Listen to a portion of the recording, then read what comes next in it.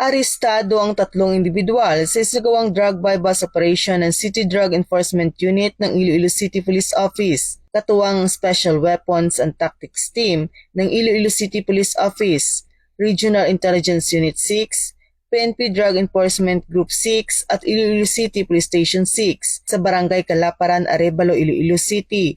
Nito lamang 18 ng Disyembre taong kasalukuyan. Kinilala ang mga naarestong suspect na sina alias Agi, alias Gail at alias Madonna. Na-recover sa nasabing operasyon ang 5 transparent plastic sachet at 9 na not-tied transparent plastic na naglalaman ng hinihinalang shabu na may kabuuang timbang ng humigit kumulang 700 gramo na may estimated standard drug price na nagkakahalaga ng 4,760,000 pesos. Ang mga sospek ay kasalukuyang nasa kustudiyan na ng pulisya para sa kaukulang dokumentasyon at sasampahan ng kasong paglabag sa Republic Act 9165 o ang Comprehensive Dangerous Drugs Act of 2002.